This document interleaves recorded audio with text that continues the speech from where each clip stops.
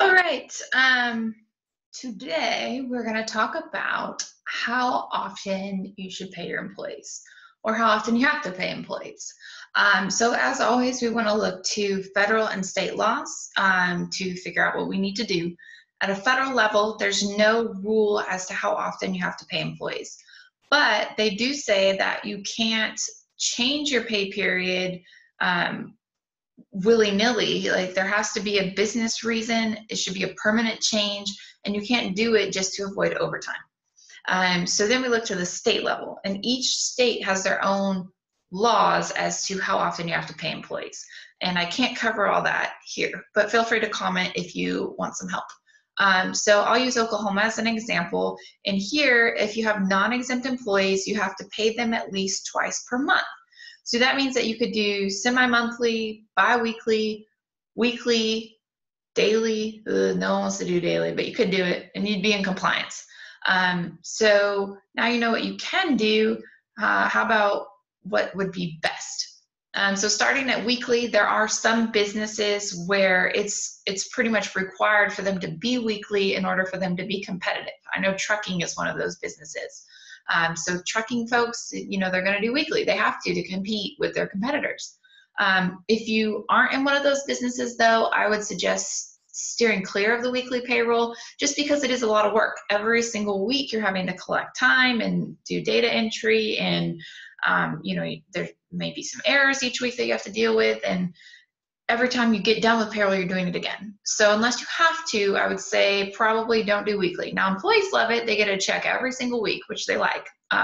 So you could have happy employees. Maybe it's worth it. But otherwise, you might want to do biweekly, which is next. Biweekly is nice and clean. So it's always a 2-work week pay period, which is great if you have non-exempt employees. It makes it easy to look at overtime. You have set pay dates on whichever day of the week you choose. Friday is pretty common. So if you have a 3-day lead time, you're always submitting every other Tuesday for every other Friday's pay date. And it's nice and clean. Everyone knows when they're getting paid, and you know when you have to submit payroll. Moving up to semi-monthly, this one always sounds nice because you can say, oh, the 1st and the 15th we're getting paid, or the 15th and the end of the month.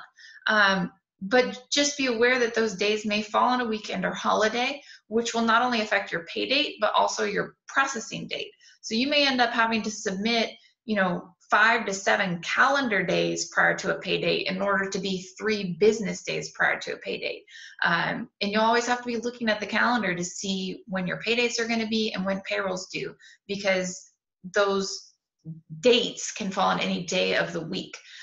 Also, if you don't have a good timekeeping system and you have non-exempt employees, just be aware that you're going to have to look at the previous pay period and hours worked in that part of the work week that's also in your current pay period to see if there's overtime earned, and that'll be constant. You'll always have to be looking back.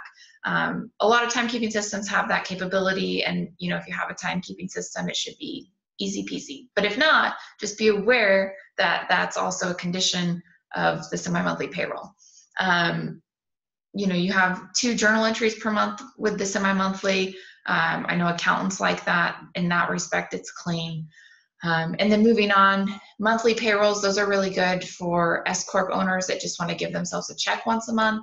A lot of times that's not a great solution for employees, but as an employer, if your state allows it, that's your right to choose that.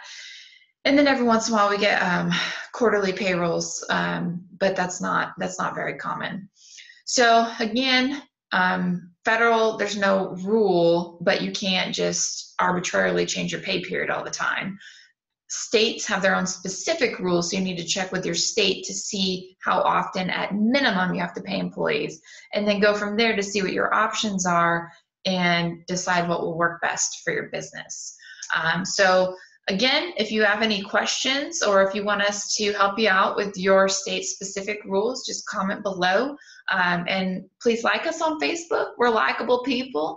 And if you found this helpful or mildly entertaining, you can subscribe to our page.